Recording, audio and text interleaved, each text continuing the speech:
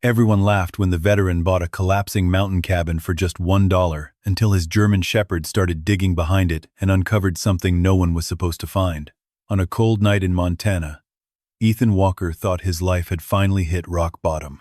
He had been thrown out with nowhere to go, and the only things he had left were an old pickup truck and Atlas, the retired military working dog Ethan had adopted after their final deployment. When Ethan bought a forgotten log cabin deep in the Bitterroot Mountains for just $1, people believed he had made the worst mistake of his life. But neither Ethan nor Atlas knew that this broken cabin was hiding a secret powerful enough to change everything. And the moment Atlas started digging behind the house, their quiet new life turned into something no one saw coming. Before we begin, tell us in the comments where you're watching this story from. We love seeing how far these stories travel across the world. The wind across the Bitterroot Valley had a way of cutting through everything. It slipped through the pine trees, slid across the dark fields, and rattled the loose screen door of the small ranch house like a restless spirit that refused to leave. Inside that house, Ethan Walker woke with a gasp. For a moment, he didn't know where he was. The room was dark, except for the faint blue glow of a digital clock on the dresser. His chest rose and fell too fast. His heart hammered like he had just finished sprinting across open ground. Afghanistan, the desert heat, the sound of rotor blades, the explosion that had thrown dust into the air like a sandstorm. For a split second, his mind was still there. Then the cold Montana air rushed into his lungs, and reality returned. Ethan pushed himself upright on the narrow bed. Sweat soaked through the back of his worn gray t-shirt. Even though the night outside was freezing, a low whine came from the floor beside him. Atlas, the German shepherd, lifted his head instantly, ears pricked forward and eyes alert. Even in the darkness, the dog's shape was unmistakable. Large, muscular, calm, but ready. Atlas had learned long ago how to recognize these moments. Ethan ran a hand through his short brown hair and slowly reached down to rest his palm against the dog's neck. "I'm all right," he murmured. Atlas pressed his head gently against Ethan's knee, as if to say he didn't believe that for a second. The nightmare had been bad. Worse than most. Ethan swung his legs off the bed and walked toward the small window. Outside, the mountains were nothing but black silhouettes against a sky dusted with stars. Montana had always been quiet like this. Too quiet sometimes. He had come back here 6 months earlier after leaving the army, believing the quiet would help him find peace. Instead, the silence sometimes made the memories louder. Behind him, Atlas stood and stretched, nails clicking softly on the wooden floor. Ethan turned toward the door. That was when he heard a voice from the hallway. Not again. The words were sharp and irritated. It was his brother-in-law, Mark. The hallway lights snapped on. A moment later, Mark appeared in the doorway, his face tight with frustration. He wore a flannel shirt and jeans, and his arms were folded like he had been waiting for this moment. "You just smashed the damn window," Mark said. Ethan frowned. "What?" Mark pointed past him. Ethan turned. The small bedroom window beside the dresser had a spiderweb crack spreading across the glass. Memory came back in fragments. In the nightmare, he had swung his arm trying to shove someone away. In reality, his elbow must have struck the glass. "I didn't mean to," Ethan said. "You never mean to," Mark cut in. The words echoed down the hallway. Footsteps approached. Ethan's sister, Claire, appeared behind Mark. Her robe hung loosely around her shoulders, and her eyes looked tired more than angry. Atlas stepped forward slightly, placing himself between Ethan and the doorway without making a sound. Mark noticed. "Keep that dog away from me," he said. "He won't do anything," Ethan replied quietly. "That's not the point." The tension in the room thickened. For months, This house had felt like a place where Ethan was tolerated rather than welcomed. The nightmares, the sudden silences, the way he sometimes froze when a loud noise cracked through the air. People who hadn't seen war rarely understood the parts that followed home. Mark shook his head. "I told you this wasn't working," he said to Claire. Claire did not respond. She stared at the cracked window instead. Mark's voice grew louder. "You wake the whole house, every other night. The kids are scared to sleep in their own rooms." Ethan looked down at the floor. "I'm trying," he said. "I know you are," Mark replied. "But trying doesn't fix broken glass." For a long moment, nobody spoke. Then Mark stepped forward and pointed toward the front door. "You need to leave." The words hung in the air like frost. Claire finally looked up. "Mark?" "No." But Mark's expression hardened. "I'm done with this," he said. Ethan felt something heavy settle in his chest. Part of him had known this moment might come. Still, hearing it out loud felt like stepping off a cliff. "Tonight?" Ethan asked. "Yes. Tonight." Atlas gave a low, uneasy growl. Ethan rested a hand on the dog's shoulder. "It's okay," he whispered. Claire's voice trembled slightly. "Maybe we can give him a few more weeks." Mark shook his head. "We already gave him 6 months." Ethan walked past them without another word. The living room felt colder than the bedroom. He grabbed the worn duffel bag he had carried home from the army and began stuffing clothes into it. Atlas followed him from room to room like a shadow. When Ethan opened the front door, the cold night air rushed inside. Mark tossed something onto the porch. Ethan stepped outside and saw it was the rest of his gear: a sleeping bag, a small toolbox, and a pair of boots. Claire stood in the doorway, hugging herself. "I'm sorry," she whispered. Ethan nodded once. "I know." Atlas jumped down from the porch and waited beside the truck. The old pickup was a faded blue Ford that had seen better decades. The engine ticked quietly as the cold air settled around it. Ethan loaded the duffel bag into the passenger seat. Atlas climbed in beside it. The dog watched him carefully, amber eyes reflecting the porch light. For a moment, Ethan stood there, staring at the house where he had hoped to rebuild his life. Then he climbed behind the wheel. The engine turned over slowly before finally rumbling to life. As he pulled away from the gravel driveway, the ranch house grew smaller in the rearview mirror. Atlas shifted in the seat and placed his head gently against Ethan's arm. Ethan exhaled slowly. "Looks like it's just you and me, partner." The headlights cut through the darkness as the truck rolled down the empty county road. Above them, the mountains waited. Neither of them knew it yet, but somewhere deep inside those mountains sat a ruined log cabin that no one wanted. And by morning, Ethan Walker and the dog who refused to leave him would be on their way to it. The night he was thrown out was supposed to be the end of his story. Instead, it was only the beginning. Ethan Walker drove for nearly an hour before the road stopped feeling familiar. The Bitterroot Valley stretched wide and silent under the stars, the mountains rising like dark walls against the sky. The old Ford pickup rattled with every mile, its heater blowing air that was only slightly warmer than the cold Montana night outside.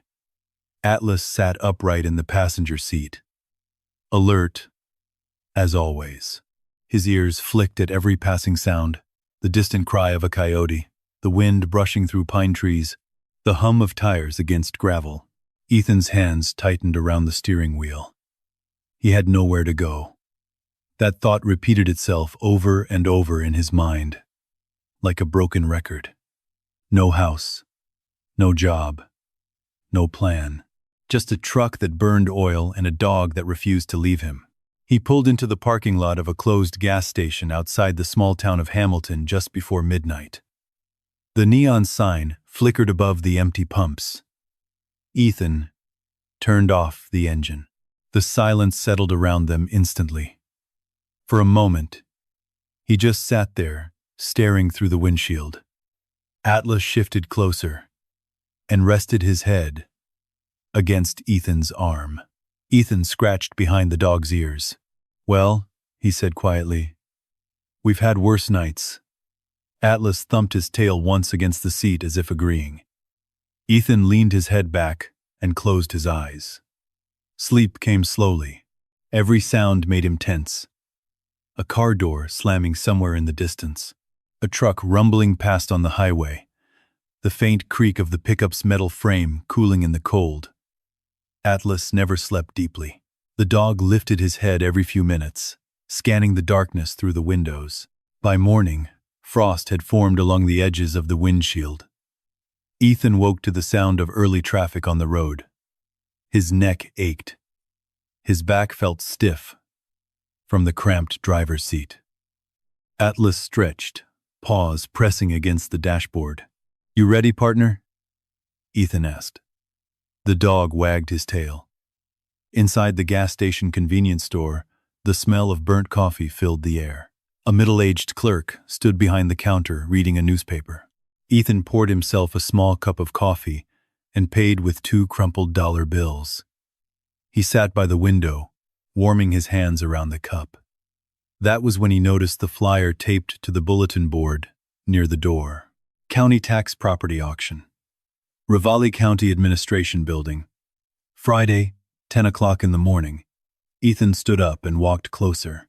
The flyer listed several abandoned properties, old barns, empty lots, run-down houses. Most of them had starting bids in the thousands. But one listing near the bottom caught his eye. Parcel 17, Bitterroot Mountain Region, 40 acres, timberland, derelict log cabin. Minimum bid, $1. Ethan read the line twice. $1. He glanced down at Atlas, who sat patiently beside him. "You see that?" Ethan muttered. The dog tilted his head slightly.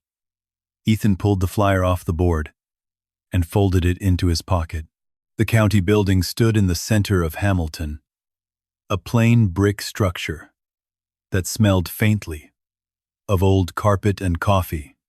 When Ethan walked inside later that morning, the auction room held maybe 30 people. Most of them looked like professional land buyers, men in expensive jackets, a few real estate investors tapping on their phones. Ethan felt out of place in his worn boots and faded army jacket. Atlas waited outside in the truck. The auction began quickly. Property after property sold for thousands of dollars. Investors raised their paddles without hesitation. Ethan sat quietly in the back row. Then the auctioneer cleared his throat. "Next parcel," he said, flipping a page on the clipboard. "Parcel 17, 40 acres of timberland, with an old log cabin on site." A few people chuckled. "Access road questionable," the auctioneer added. Someone in the front row laughed. "That's the one with the bear den in the living room." More laughter followed. "Opening bid, $1, the auctioneer said. Silence. No one raised a paddle. The auctioneer looked around the room. "Do I hear $1? Ethan lifted his hand slowly. "I'll bid one." Several heads turned toward him. The auctioneer nodded. $1. Any other bids? Nothing. The room remained silent. Going once. Ethan felt his heart pounding. Going twice. Still nothing. The gavel struck the table. Sold. A few people shook their heads, amused. Ethan signed the paperwork. 30 minutes later, the clerk explained the remaining back taxes he owed. By the time he finished paying everything he had left, Ethan's wallet contained exactly $11. But the paper in his hand said something he had not expected to read again anytime soon. Owner, Ethan Walker. Property, 40 acres in the Bitterroot Mountains. When Ethan stepped back outside into the cold sunlight, Atlas was already standing at the truck window, watching him. Ethan opened the door. "Well," he said, holding up the paperwork, "I guess we just bought a mountain." Atlas barked once, tail wagging hard against the seat. 2 hours later, the pickup climbed a narrow dirt road, winding into the forest. Pine trees grew thicker with every mile. Snow still clung to the shaded ground between the trunks. The road eventually turned into little more than tire tracks cutting through the woods. Then the trees opened slightly. Ethan slowed the truck. "There it is," he said quietly. The log cabin stood crooked at the edge of a small clearing. The roof sagged inward. One wall leaned badly to the side. 2 windows were completely missing. From a distance, the place looked less like a home and more like a structure that had simply given up. Ethan stepped out of the truck. Cold mountain air filled his lungs. Atlas jumped down beside him and scanned the clearing. The dog's nose twitched as he caught the scent of something nearby. Probably deer, maybe something larger. Ethan walked toward the cabin slowly. Each step crunched through old leaves and frost. The front porch collapsed slightly under his weight. Inside, the floorboards creaked loudly. The room smelled like damp wood and years of abandonment. Ethan stood in the middle of the cabin and looked around. A broken chair lay in one corner. The stone fireplace had partially collapsed. Light streamed through holes in the roof. He exhaled slowly. "Well," he said to Atlas, "it's not much." Atlas trotted inside and began sniffing around the room. After a moment, the dog looked back at him and wagged his tail. For the first time since the night before, Ethan felt something unfamiliar stir inside his chest. Hope. Small, fragile, but real. He stepped back outside and looked across the 40 acres of untouched forest stretching into the mountains. "This will do," he said quietly. Atlas barked once as if agreeing. That night, Ethan slept in the truck parked in front of the ruined cabin. But for the first time in 2 days, he didn't feel completely lost, because this broken piece of land belonged to them. The first night on the mountain was colder than Ethan expected. By sunset, the temperature had dropped fast. The kind of sharp mountain cold that crept through layers of clothing and settled deep into bone. The sky above the Bitterroot Mountains turned dark purple, then black, the stars spilling across it like scattered glass. Ethan sat on the tailgate of the pickup and watched the last light disappear behind the ridgeline. Atlas stood a few feet away, staring into the tree line. The dog's posture had changed. His ears were high, his body still, his eyes fixed on the dark forest beyond the clearing. "What is it?" Ethan asked quietly. Atlas gave a low, warning growl. Somewhere deep in the trees, a branch snapped. Ethan's hand instinctively moved toward the hunting knife, clipped to his belt. He waited. The sound didn't come again. After a moment, Atlas relaxed slightly, though he still kept his gaze on the woods. "Yeah," Ethan muttered. "We're not in the suburbs anymore." The ruined cabin loomed behind him. In daylight, it had looked worn and abandoned. At night, it looked almost haunted. The sagging roof cast long, crooked shadows. The broken windows stared out into the dark like empty eye sockets. Ethan stood and grabbed his flashlight. "Let's take a better look before we call it a night." Atlas followed close behind as Ethan stepped onto the leaning porch. The wooden boards creaked under his boots. Inside, the cabin smelled like wet timber and old dust. The beam of Ethan's flashlight swept across the room. The place had clearly been empty for years. A rusted wood stove sat crooked in one corner. Cobwebs stretched across the ceiling beams. Half the floorboards, near the back wall, had collapsed completely. Atlas moved slowly through the cabin, sniffing every corner like a trained investigator.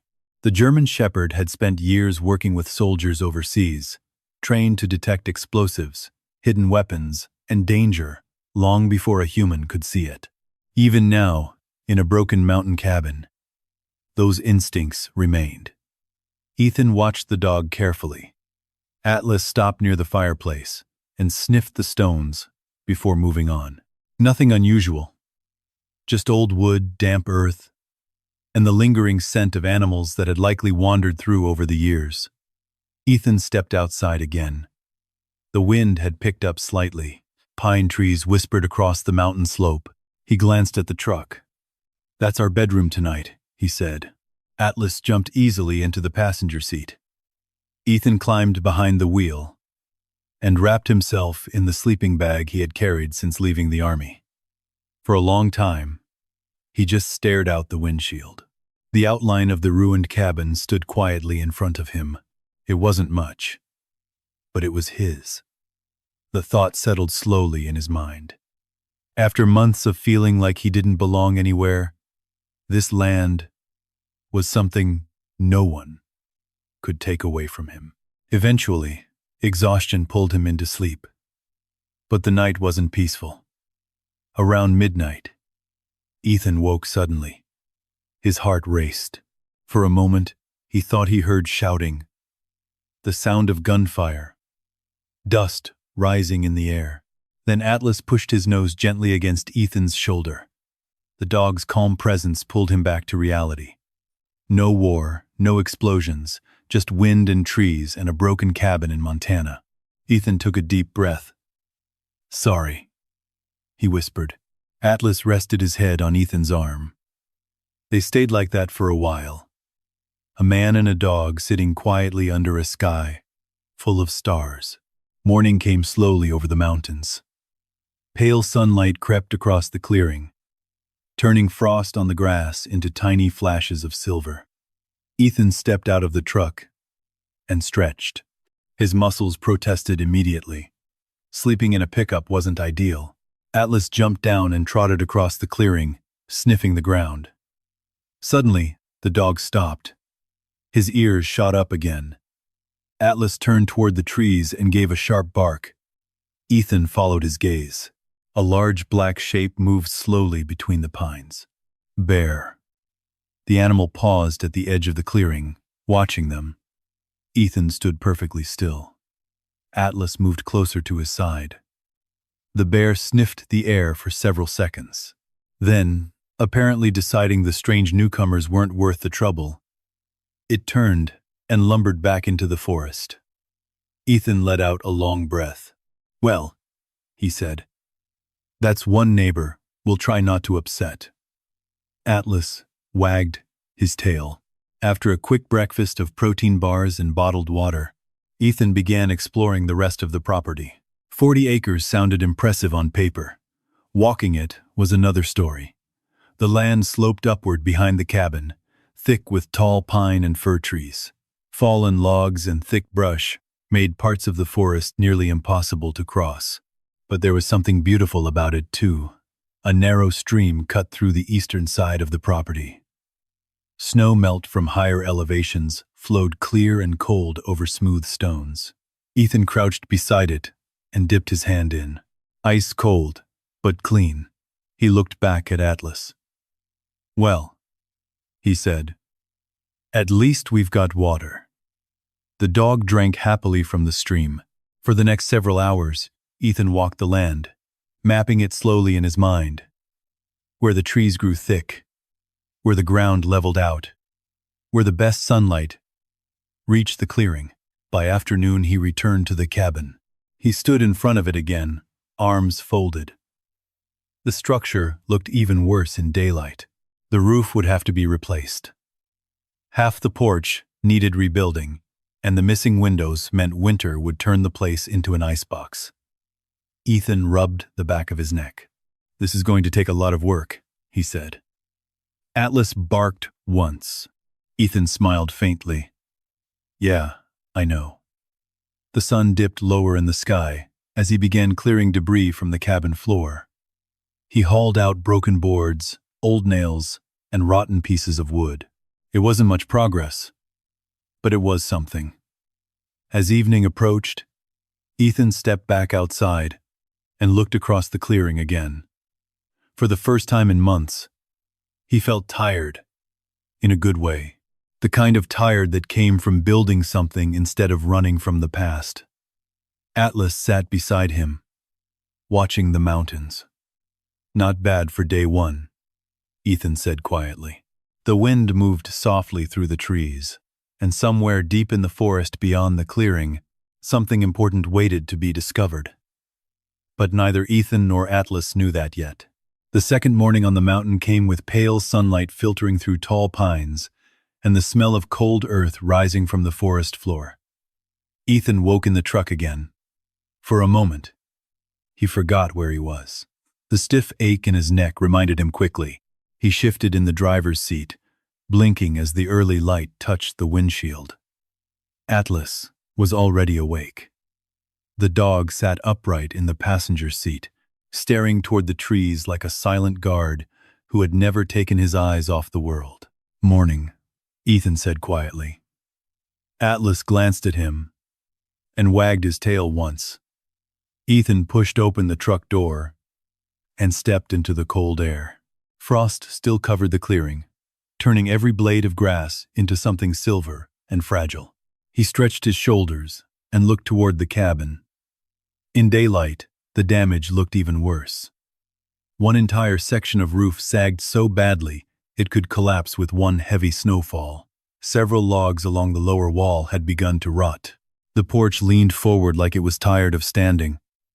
Ethan rubbed the back of his neck. "All right," he muttered to himself. "Step 1.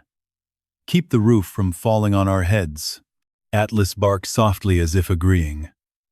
The morning passed slowly. Ethan began cuts.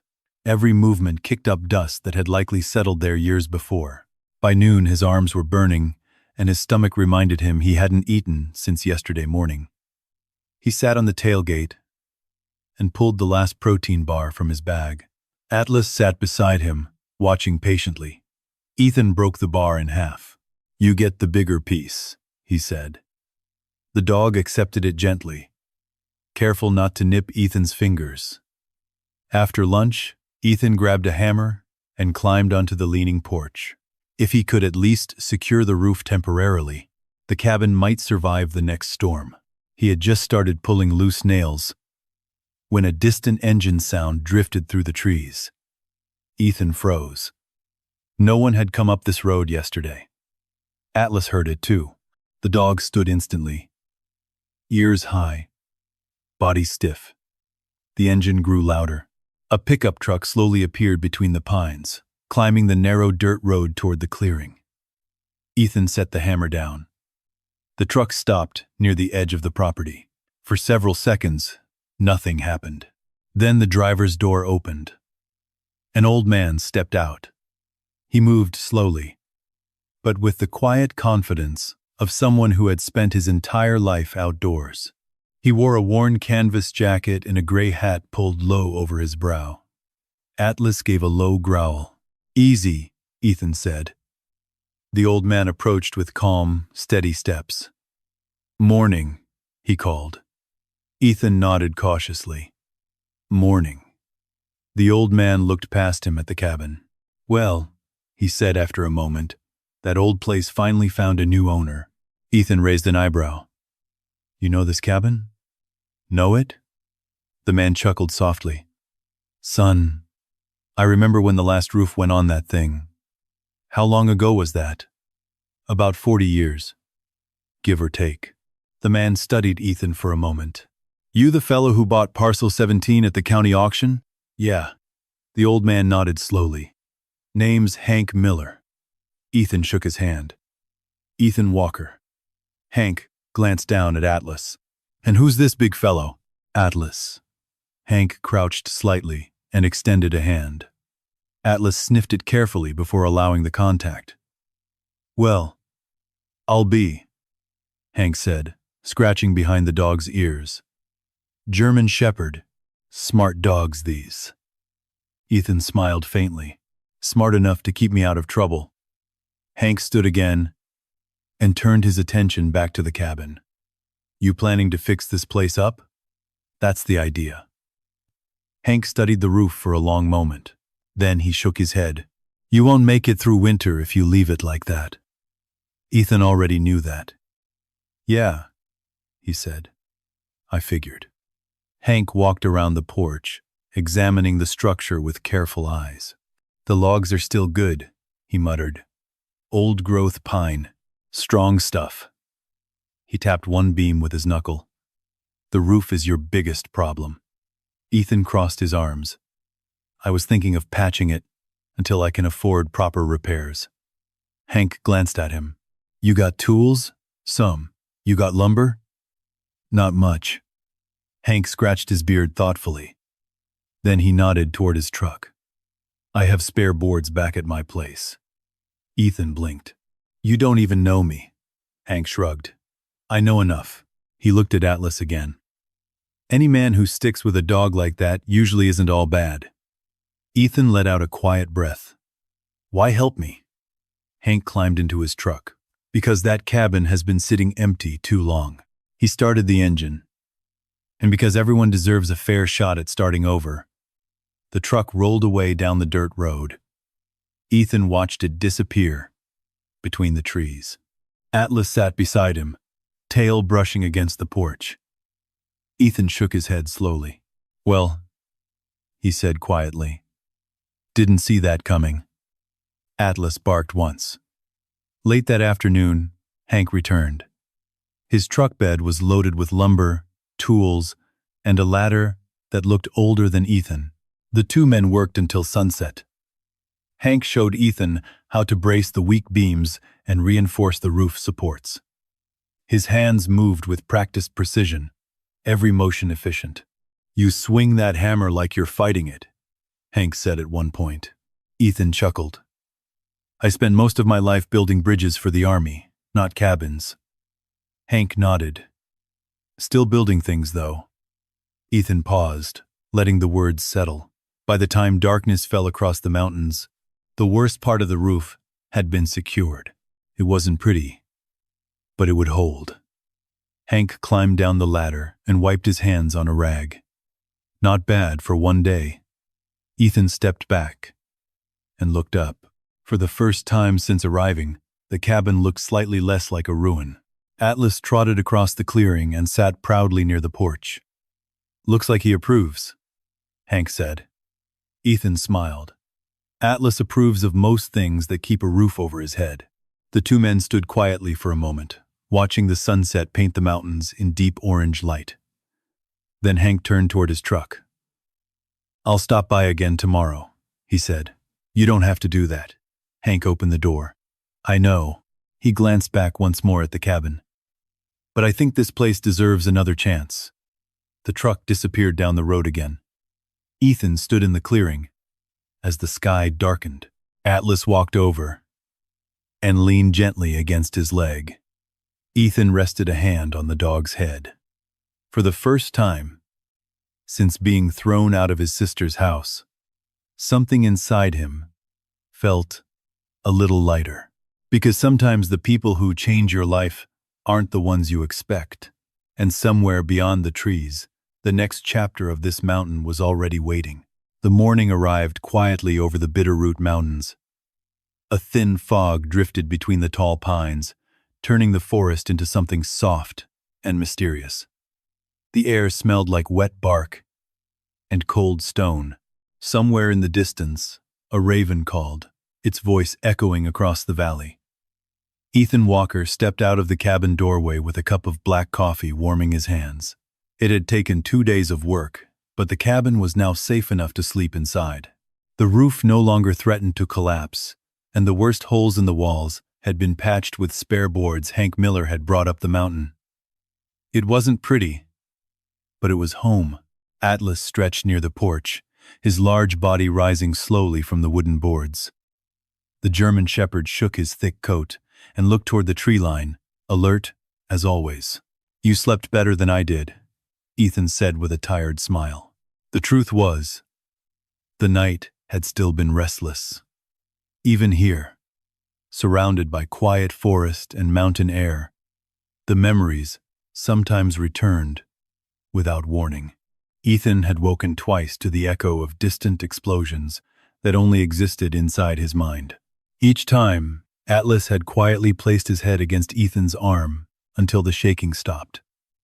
Ethan knelt and scratched behind the dog's ears. Guess we're both still learning how to live in peace. Atlas wagged his tail. After breakfast, Ethan began working again. He spent the morning reinforcing the porch posts, while Atlas wandered the clearing, occasionally chasing squirrels that darted between the pine trunks. The mountain felt calmer than the first few days, almost welcoming. By early afternoon, Ethan stepped back from the porch railing and wiped sweat from his forehead. "All right," he muttered. "That'll hold." Atlas was nowhere in sight. "Atlas," Ethan called. No answer. He looked toward the trees. The dog had probably followed a scent trail. Ethan grabbed his water bottle and walked toward the forest edge. "Atlas," a distant bark answered. It came from somewhere behind the cabin. Ethan followed the sound around the back of the structure, pushing through thick brush that had grown wild over the years. Atlas barked again, this time closer. When Ethan reached the small slope behind the cabin, he saw the dog. Atlas stood near a narrow rock formation, where the hillside dropped slightly into a shaded hollow. The German Shepherd was digging fast. Dirt sprayed behind him as his powerful front paws clawed at the ground. "What are you doing?" Ethan asked, stepping closer. Atlas didn't stop. The dog barked once, then continued digging with even more determination. Ethan frowned. "Easy, buddy." He knelt beside the dog and looked at the ground. At first, it looked like ordinary soil, mixed with loose stones. But then, Ethan noticed something unusual, a piece of metal. He brushed away more dirt. A rusted iron pipe emerged from the earth. "That's strange," Ethan murmured. Atlas stepped back slightly, but kept watching the hole. Ethan dug deeper with his hands. The pipe extended into the hillside, disappearing beneath layers of soil and rock. It looked old, very old, like something installed decades earlier. Then Ethan heard it. A faint sound. Water. He leaned closer. From inside the pipe came the quiet rush of flowing water. Ethan blinked. "Well, I'll be." He cleared more dirt away from the opening. Suddenly, a thin stream of crystal-clear water spilled from the pipe and trickled down into the hollow. Atlas jumped back in surprise before sniffing the water carefully. Ethan cupped his hands and caught some of the stream. The water was ice-cold, fresh. He tasted it. Clean mountain spring water. A slow smile spread across his face. "You found us a spring," he said to Atlas. The dog wagged his tail proudly. Ethan sat back on the ground and looked at the hillside. The pipe clearly connected to something deeper in the mountain. A natural underground spring had likely been tapped long ago, maybe by the original owners of the cabin. Over time, the soil must have buried the outlet until Atlas found it. "Well," Ethan said softly, "that changes things." Reliable water meant survival. It meant he could stay here year-round without hauling supplies from town. It meant the land was far more valuable than he had realized. Atlas barked happily and splashed his paws in the small stream forming in the dirt. Ethan laughed for the first time in days. Yeah, I know. You're the hero." The dog trotted around the hollow proudly. Ethan studied the pipe again. It looked professionally installed, thick iron, anchored into stone.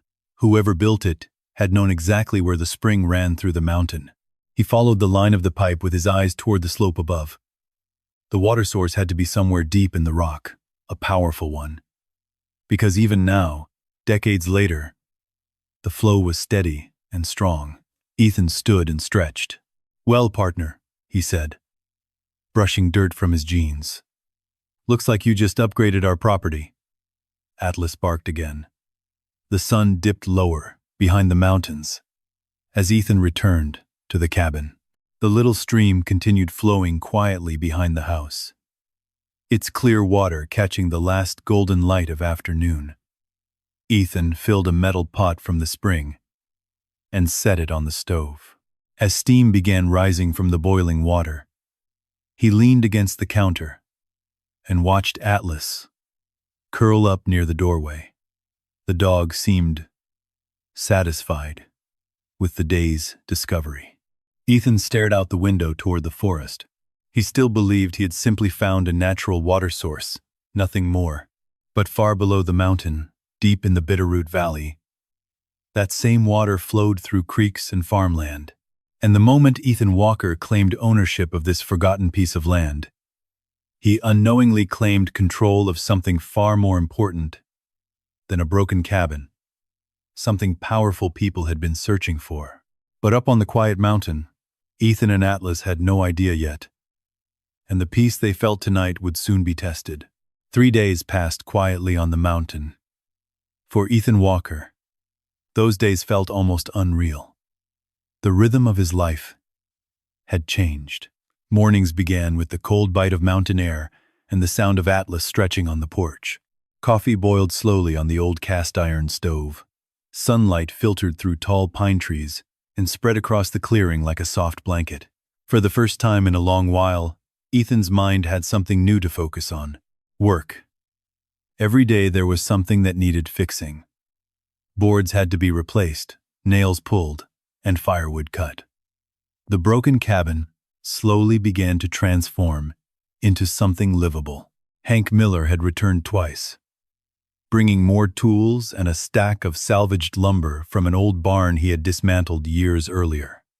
The old man never asked many questions. He simply worked. And sometimes that kind of help meant more than words. Atlas had become Hank's quiet shadow during those visits. The dog followed the old carpenter around the property, as if inspecting every step of the repairs. "Smart dog," Hank had said more than once. "Smarter than me most days," Ethan replied. But on the 4th morning, something changed. Ethan was outside splitting firewood near the edge of the clearing. When Atlas suddenly stopped moving, the dog froze. His ears stood straight. His body became rigid. Ethan noticed instantly. Atlas, the German Shepherd, turned toward the dirt road that wound through the trees below the property. Then Ethan heard it. An engine. Not the rough rumble of Hank's old pickup. This sound was smoother, quieter, modern. Atlas let out a low growl. Ethan rested the axe head against the stump and wiped sweat from his forehead as he stepped toward the road. Through the tall pines, he saw it. A black SUV. It moved slowly up the narrow mountain road, tires crunching gravel as it climbed toward the clearing. Vehicles like that rarely came up here. Too expensive. Too clean. The SUV stopped near the edge of the property, and the engine shut off.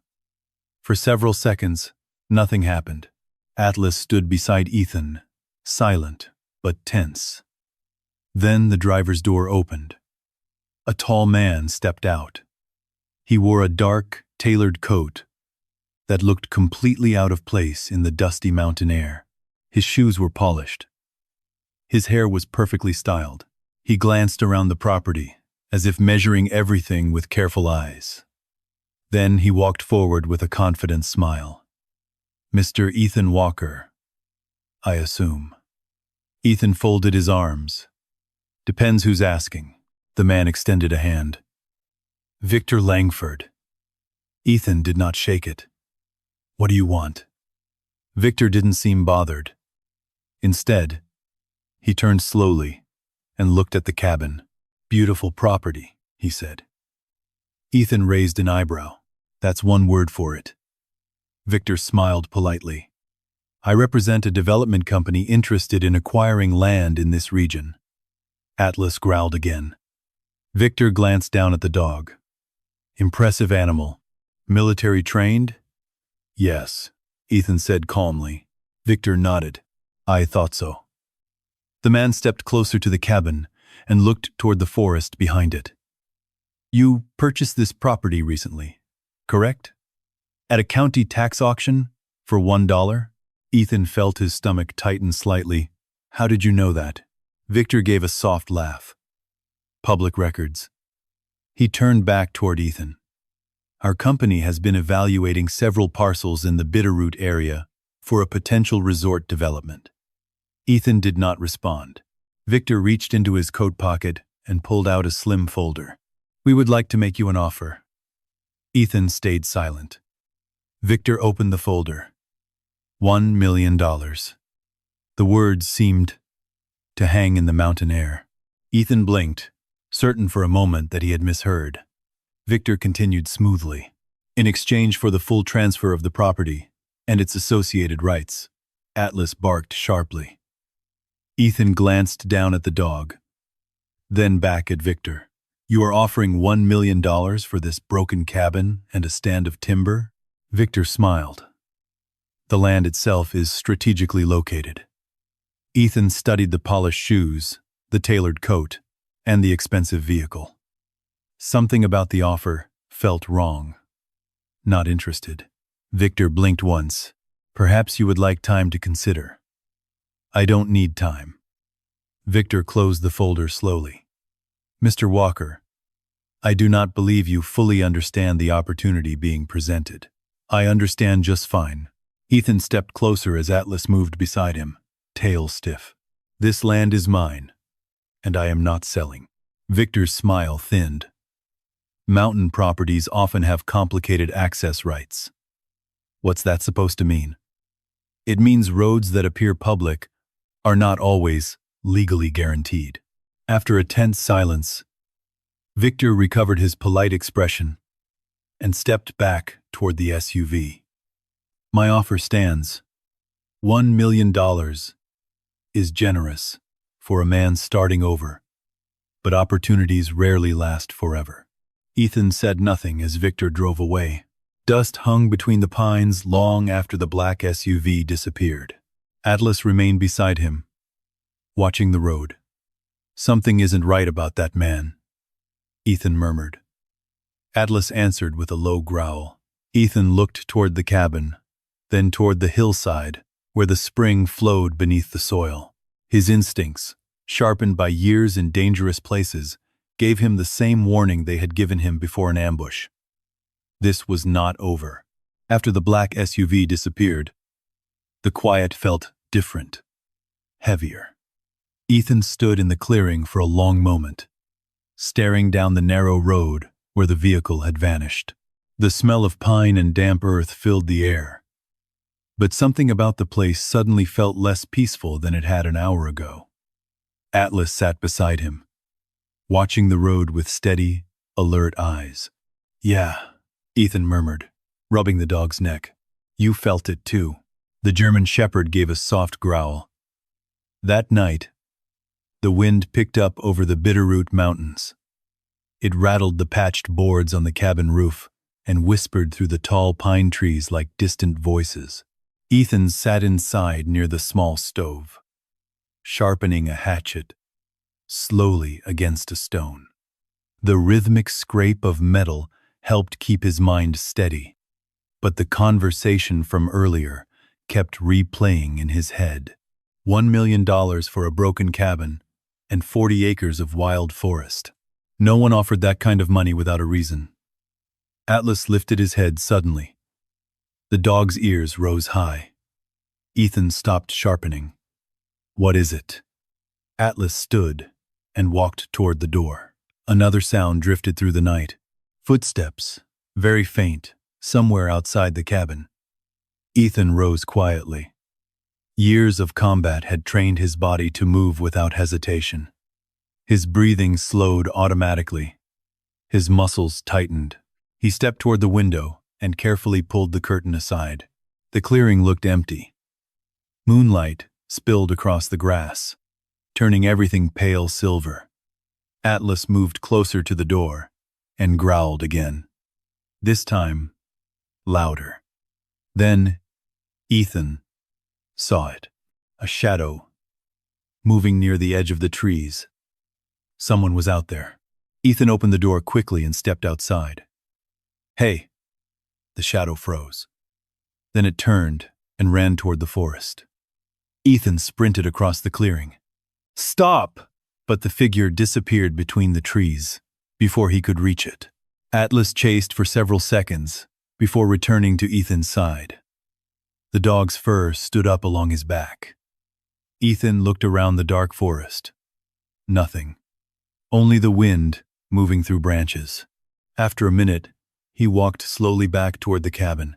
When he reached the porch, he noticed something new. The wooden boards near the steps had been kicked loose.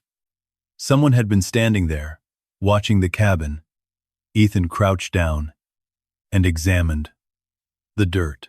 Fresh boot prints. They were not Hank's. Atlas sniffed the ground and barked sharply. Ethan rubbed his jaw. "Victor, or someone working for him," he muttered. The next morning confirmed his suspicion that trouble had started. When Ethan drove down the mountain road to buy supplies in the small town of Derby, he noticed something strange. 2 county vehicles were parked near the entrance of his property.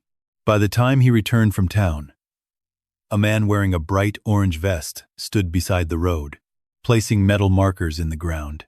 Ethan pulled the truck to a stop. "What's going on?" The worker looked up.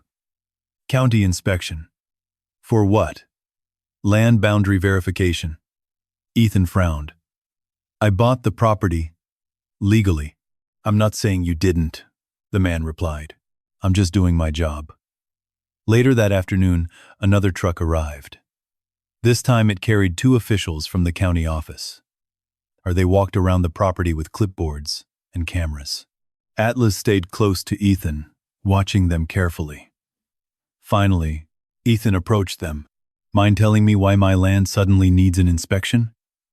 One of the officials adjusted his glasses. "A claim has been filed questioning the legal status of the access road." "Filed? By whom?" The man hesitated. "A development company." Ethan felt anger rise slowly in his chest. "Victor Langford." The other official cleared his throat. "If the road isn't legally recognized as public access, you could technically be landlocked." Ethan stared at him. "So someone buys the land next to mine and blocks the road?" "That situation happens sometimes," the man said quietly. Atlas stepped closer to Ethan's side. The dog sensed the tension immediately. Ethan took a slow breath. "I've lived through worse problems than paperwork." The official nodded politely. "We're just required to review the claim."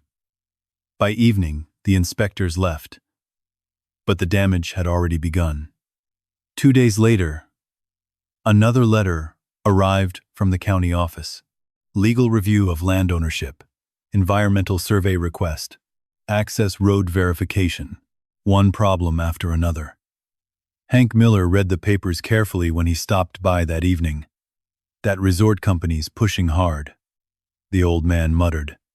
Ethan leaned against the porch railing. "Think they'll stop?" Hank shook his head. "No." Atlas rested near the steps, watching the tree line. "They want this land," Hank continued. "Bad." Ethan looked toward the hillside behind the cabin, toward the place where the spring flowed quietly beneath the soil. The memory of Victor's smile returned. "Strategically located." The phrase suddenly felt much more serious. Then, something else happened late that night.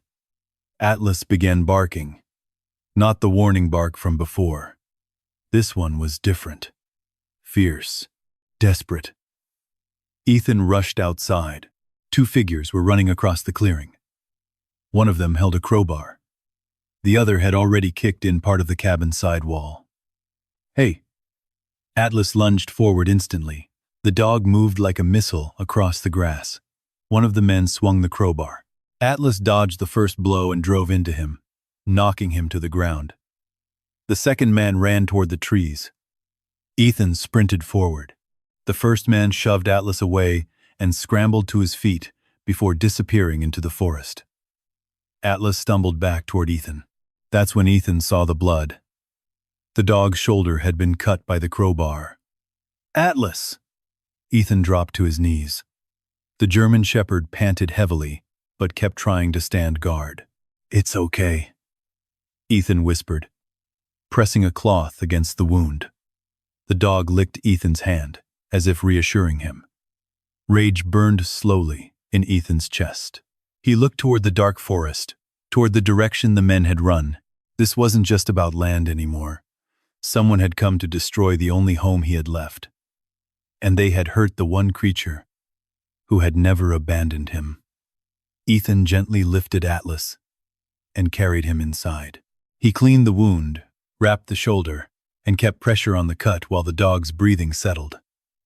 "You're going to be all right," he whispered. Atlas licked Ethan's hand once, still trying to watch the door. Ethan wanted to chase the men into the forest, but training overruled anger. He photographed the damaged wall, the crowbar marks, and the fresh boot prints before wind or snow could erase them. Then he called the county sheriff. A deputy arrived before dawn, collected the evidence, and warned Ethan not to confront anyone alone. The deputy could not yet connect the intruders to Victor Langford, but the report created a record that no lawyer could dismiss as rumor. Sitting beside Atlas near the stove, Ethan rested a hand on the dog's head. If they want to fight, they chose the wrong way to start one. His voice was calm, but this time, the calm was not a promise of violence. It was a promise that he would document everything, stand his ground, and make the truth impossible to bury. Only the fire crackled in the small room. Atlas lay on a thick blanket near the stove, breathing steadily, though every movement made the bandaged shoulder twitch. Outside, the wind moved through the pines. Ethan no longer thought about the cold or the broken boards in the walls. He thought about the people who had attacked the only home he had left and injured the one living soul who had never abandoned him. The next morning, the sky over the Bitterroot Mountains was clear and bright. Sunlight spilled across the clearing as Ethan loaded Atlas carefully into the passenger seat of the pickup. "Easy, partner." The dog climbed in slowly, but insisted on sitting upright, as he always did. They drove down the mountain road toward town. Ethan had 2 stops to make. The first was the veterinarian. The small clinic sat near the edge of Derby, a modest building with faded green paint and a wooden porch. Dr. Karen Mitchell greeted them at the door. "Well, hello there," she said gently, as Atlas stepped out of the truck. Her smile faded slightly when she saw the bandage. "What happened?" "Someone tried to break into the cabin," Ethan replied. The veterinarian's expression tightened. She examined the wound carefully. "Good news," she said after a few minutes. "The cut looks worse than it is." Atlas sat calmly through the examination like a trained soldier. "A few stitches," she continued. "He'll need a week of rest." Ethan nodded. "He won't like that. No working for a few days," she added with a small smile. Atlas wagged his tail. After the visit, Ethan drove across town to a small office near the courthouse. A brass sign near the door read, "Laura Bennett, attorney at law." Inside, shelves filled with legal books lined the walls. Laura Bennett looked up from her desk as Ethan entered. She was in her mid-30s, sharp-eyed and calm, with a quiet confidence of someone used to dealing with complicated situations. "Mr. Walker," she said, "I was wondering when I might meet the new owner of Parcel 17. Ethan frowned slightly. "You've heard about me?" Laura leaned back in her chair. In a town this small, people hear about everything. And when a development company starts filing legal challenges against a $1 property purchase, it tends to attract attention. Ethan sat down. "Then you already know what's happening." Laura nodded. "Victor Langford." Atlas lay beside Ethan's chair, watching the room carefully. Laura noticed the bandage on the dog's shoulder. "That looks serious. Someone tried to break into the cabin last night." Laura's expression hardened. "That doesn't surprise me." Ethan leaned forward. Why does he want my land so badly? Laura opened a drawer and pulled out an old folder filled with maps and geological reports. I spent the morning looking into the history of your property, she said. She spread the documents across the desk. These are survey reports from the 1970s. Laura slid the auction notice beside them. The county listing used a newer tax number and did not mention the old spring covenant. Langford's researchers apparently connected Parcel 17 to these records only after your deed was filed. That is why they missed the auction, and why they came to you so quickly afterward. Ethan studied the papers.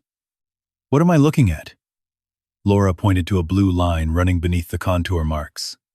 This part of the Bitterroot Mountains sits above a major underground aquifer. The outlet Atlas uncovered is one of the strongest documented springs on this slope. The rusted pipe and the cold, clear water flashed through Ethan's mind. Laura placed another document beside the map. There is more. The original deed carried a spring access right and a conservation covenant. Victor's company cannot legally divert or commercialize that outlet without acquiring your parcel, gaining your consent, or defeating those protections in court. That's why he offered the money. Exactly. A resort in the valley would require an enormous and dependable water supply. If Victor owns your parcel, he can petition to redirect part of the flow and control access to the spring.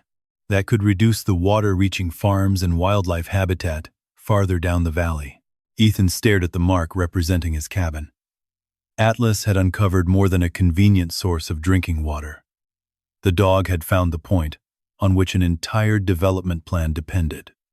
Laura leaned forward. You need to understand something, Mr. Walker. This is no longer just a dispute over an abandoned cabin. It is about who gets to protect or exploit the most important water source on this side of the valley. And Victor thinks he can scare me off. Laura gave a faint smile. That appears to be the plan. Atlas lifted his head from the floor. The German shepherd looked from Ethan to Laura, as if listening carefully. Ethan scratched behind the dog's ears. Well, he said quietly, he's going to be disappointed. Laura gathered the documents into a neat stack. You're not alone in this fight, she said. People in this valley care about that water. Ethan stood and looked down at the map one last time. The small dot marking his cabin suddenly looked very different. It wasn't just a broken building anymore. It was the key to something far bigger. And somewhere out there, Victor Langford had just realized that the man he tried to intimidate was standing on the one piece of land he needed most. The battle for the mountain had begun, though neither side yet understood how far the consequences would reach. The drive back up the mountain felt different. Ethan Walker kept both hands steady on the steering wheel as the old pickup climbed the narrow dirt road. Pine trees stretched high above them, sunlight flashing through the branches like scattered gold. Atlas sat beside him quietly. The bandage on the dog's shoulder was fresh, the white cloth bright against his thick black and tan fur. You did more than find water, partner, Ethan said softly. Atlas glanced at him and wagged his tail once. The truck reached the clearing near the cabin. Everything looked the same. The broken porch, the tall trees, the quiet mountain wind. But Ethan knew now that the land beneath his boots held something far more powerful than he had ever imagined. Water, and not just any water, but a protected spring that helped feed the Bitterroot Valley. He stepped out of the truck and walked slowly toward the back of the cabin where Atlas had uncovered the rusted pipe. The stream still flowed steadily, clear and cold. Ethan crouched beside it. For a long moment, he simply listened. The sound of flowing water. Simple, quiet, yet strong enough to change everything. Atlas walked beside him and carefully sniffed the ground again, as if inspecting his discovery. You know, Ethan said, you might have just saved a whole valley. The German shepherd tilted his head slightly. Ethan stood and looked toward the forest.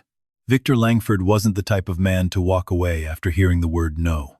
That meant the fight had only begun. But Ethan had learned something during his years in the army. When someone powerful tried to force a quiet fight, the best defense was sometimes to bring the truth into daylight. That afternoon, Ethan called Laura Bennett. "I think we need to make this public," he said. Laura paused. "You mean the spring?"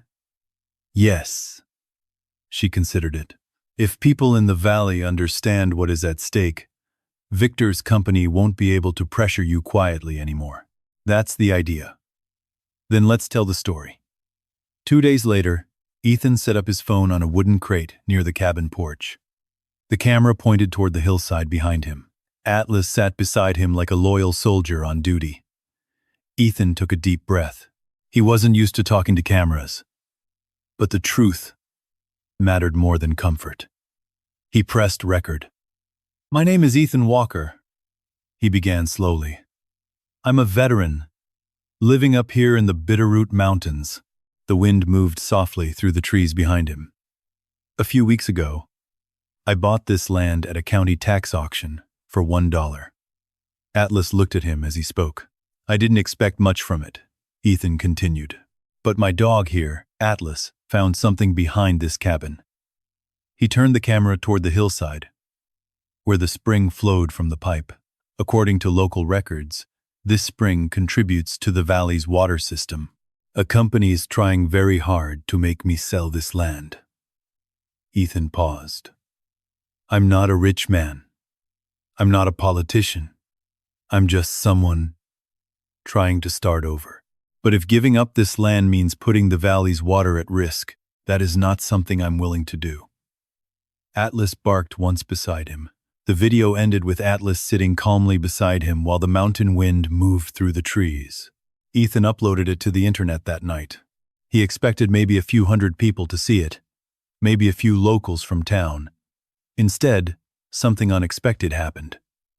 By morning, the video had been shared hundreds of times. Local ranchers recognized the spring location from old survey maps. Environmental groups picked up the story. Veteran support pages began reposting the video, with captions about a soldier and his dog protecting Montana land. By the second day, the number of views crossed 50,000. By the third day, it passed 1 million. News reporters began calling Laura Bennett's office. Local television stations wanted interviews, and Victor Langford's development company suddenly stopped filing new complaints with the county. The pressure had shifted. One afternoon, Ethan sat on the porch watching Atlas chase butterflies across the clearing. When Hank Miller's truck rolled up the road, the old carpenter stepped out, smiling widely. "Well," Hank said, walking toward the cabin, "looks like you stirred up quite a storm." Ethan chuckled. "I didn't plan it that way." Hank pulled a folded newspaper from his pocket. The front page showed a photo of Ethan and Atlas standing near the spring. The headline read, "Veteran and military dog defend Bitterroot water source." Hank handed it to him. "The whole valley is talking about you now." Atlas barked happily when Hank scratched behind his ears. Ethan looked down at the newspaper. Just weeks ago, he had been sleeping in his truck with nowhere to go. Now, people across the state were sharing his story. But Ethan knew something important. Victor Langford wasn't the kind of man who gave up easily. The resort company had money, lawyers, influence. This fight was far from finished. Still, for the first time since arriving on the mountain, Ethan felt something he hadn't felt in a long time. Hope. And as Atlas lay down beside him on the porch, resting his head gently on Ethan's boot, it felt like the entire world had finally started paying attention. For the first time since arriving on the mountain, the silence around the cabin no longer felt empty. It felt alive. The following weeks brought something Ethan Walker had not expected. Visitors, not crowds or tourists, but people who understood the kind of quiet battles that never made the news. The first truck arrived early one morning, while Ethan was stacking firewood beside the cabin, when the sound of tires rolling slowly up the mountain road reached him. Atlas lifted his head immediately. The dog stood, alert but calm. A dusty pickup stopped near the clearing. A man stepped out. He was about Ethan's age, maybe early 40s, wearing a faded military jacket and a baseball cap pulled low over his eyes. For a moment, he just stood there, looking at the cabin. Then he walked forward slowly. "You Ethan Walker?" Ethan nodded. "That's me." The man glanced down at Atlas. "And this must be Atlas." The German Shepherd wagged his tail once. The man smiled faintly. "I saw the video," he said about the spring. Ethan wiped his hands on his jeans. "Yeah." The man shifted his weight slightly. "My name's Daniel Reyes." He hesitated for a moment before continuing. "I served 2 tours in Iraq." Ethan studied him carefully. He recognized the signs immediately. The stiff shoulders, the careful way the man watched his surroundings, the quiet tension in his eyes. Ethan nodded slowly. "Welcome." Daniel looked relieved, just hearing that one word. "I wasn't sure if I should come up here," he admitted. Ethan gestured toward the porch. "Coffee's inside." Atlas walked over and gently nudged Daniel's hand with his nose. Daniel laughed softly. "Guess that's my welcome committee." Atlas wagged his tail proudly. They sat on the porch for a long time, not talking much, just watching the mountains and listening to the wind moving through the trees. For men who had seen war, silence often said more than conversation. Daniel stayed until sunset. Before leaving, he turned back toward Ethan. "You mind if I come back sometime?" Ethan shook his head. "Not at all." A few days later, another truck appeared. This time, it carried 2 men and a woman, all veterans. All of them had watched the story online and recognized something familiar in Ethan's quiet life on the mountain. Word spread slowly, not through advertisements, not through official programs, but through veteran groups and online forums where soldiers shared stories late at night. The message was simple. A veteran in Montana had built something peaceful, and anyone who needed a place to breathe for a while was welcome. Ethan never planned to start anything, but somehow the cabin began to change. The broken building slowly turned into something else. Hank Miller helped expand the porch. They built a larger fire pit in the clearing. An old shed behind the cabin was repaired and turned into a small workshop. Some visitors stayed only a few hours. Others stayed a few days. They cut firewood. They helped repair fences. They walked through the forest trails, with Atlas leading the way. And at night, they sat around the fire telling stories that most people would never understand. Atlas became the heart of it all. The German Shepherd had a way of knowing exactly when someone needed comfort. Sometimes he would quietly walk over and rest his head on a soldier's knee while they stared into the fire. Other times he would nudge someone's hand with his nose until they smiled again. Even Daniel Reyes noticed it. "That dog's got better instincts than most therapists," he joked one evening. Ethan smiled. "He kept me alive after the war." Daniel nodded slowly. "Yeah," he said quietly. "I believe it." One afternoon, Laura Bennett drove up the mountain with a folder full of legal documents. She stepped out of her car and looked around the clearing. Several veterans were repairing the old shed while Atlas supervised from the porch. Laura smiled. "Well," she said, "this place has certainly changed." Ethan leaned against the porch railing. People needed somewhere quiet. Laura walked toward him. "And Victor Langford's company?" She opened the folder. "They've withdrawn their development proposal." Ethan raised an eyebrow. "Just like that?" Laura nodded. "Public pressure works wonders." She gestured toward the valley far below. Farmers, ranchers, environmental groups, they all rallied around the spring. Ethan looked toward the forest. For the first time since the black SUV appeared on the road, the tension in his chest loosened. Guess Atlas picked the right place to dig. Laura laughed softly. You might say that. The sun slowly dipped toward the western ridges. Golden light washed across the clearing as the veterans finished their work for the day. Atlas walked slowly across the porch and lay down beside Ethan again. His shoulder had healed well. Only a faint scar remained beneath his fur. Ethan scratched behind the dog's ears. You did good, partner. Atlas closed his eyes, content. The cabin that once stood empty for years had become something far greater than Ethan ever imagined. It wasn't just a home anymore. It was a place where broken pieces of people's lives could slowly come back together. A place where silence meant peace instead of fear. And for the first time since the war, Ethan Walker felt like he had finally built something that truly mattered. Autumn arrived quietly in the Bitterroot Mountains. The tall pines stayed dark and strong against the sky, but the aspens scattered across the lower hills turned bright gold. Every breeze carried the smell of cold earth and falling leaves. The cabin had changed even more. What once looked like a broken structure abandoned by time now stood solid and alive. The repaired porch stretched wider across the front, and a long wooden table sat nearby, where visitors shared meals and stories. Smoke from the chimney drifted slowly upward into the crisp mountain air. Atlas lay in his usual spot near the porch steps, watching the clearing like a calm guardian. Ethan stepped outside, carrying a mug of coffee. He paused for a moment, looking across the land. The spring behind the cabin continued to flow steadily. The small stream Atlas had uncovered now ran through a shallow channel. Ethan and a few veterans had carefully reinforced with stones. Water sparkled in the morning sunlight.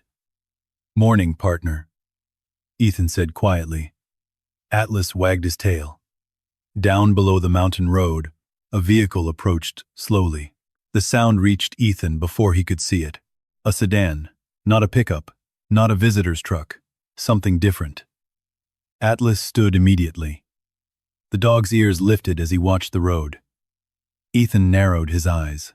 The car climbed the dirt road carefully and stopped at the edge of the clearing. The engine shut off. For a moment, the door didn't open. Then a woman stepped out, and Ethan recognized her instantly. Claire, his sister, stood beside the sedan, with both hands tucked into the pockets of her coat. Months had passed since the night Ethan left her house. Yet the memory returned at once. The cracked window, Mark's anger, her silence, and the porch light shrinking in the rear-view mirror. Atlas stepped slightly in front of Ethan.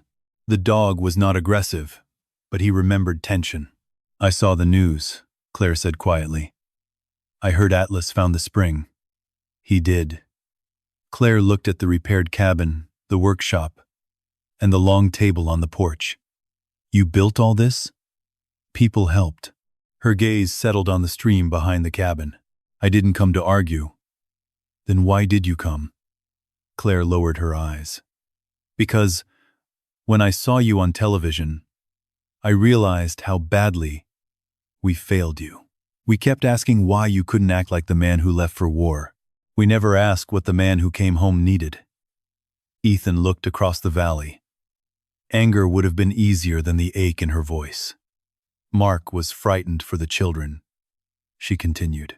That does not excuse throwing you out in the middle of the night, and my silence made me part of it. Atlas sat beside Ethan, leaning lightly against his leg. People do what they understand, Ethan said after a while. Sometimes they understand too late. Claire nodded. I wanted to know whether you were all right. I am now. She reached into her bag and handed him a thick envelope. Letters had been arriving at her house since the news story aired. Veterans thanked Ethan for opening the mountain to others. Ranchers described generations of families who depended on the water. One note contained only a single sentence. Thank you for standing your ground." Claire gave a small, uncertain smile. "You started something larger than any of us realized." Before returning to her car, she paused. "I'm glad Atlas stayed with you that night." Ethan looked down at the dog. "So am I." After the sedan disappeared among the pines, Ethan remained beside the porch with Atlas. The past had not vanished, and forgiveness had not arrived in one neat moment. But the memory no longer carried the same weight. The life Ethan had built on the mountain was stronger than the night he had been cast out. Sometimes, the place where one person rebuilds becomes the place where others learn to begin again. Winter came early to the Bitterroot Mountains that year.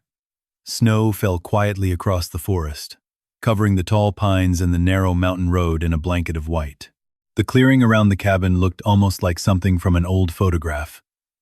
Peaceful, still, untouched by the noise of the world below. Ethan Walker stood on the porch, wrapped in a heavy flannel jacket. The cold air filled his lungs as he looked across the valley far below the mountain. Thin trails of smoke rose from distant ranch houses where families were beginning their mornings. Atlas stepped out beside him, his breath forming small clouds in the freezing air. The German shepherd had grown a little slower over the months, not old, but wiser.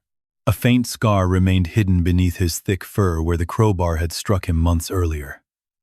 Ethan reached down and scratched behind the dog's ears. "You've earned this view," he said quietly. Atlas wagged his tail.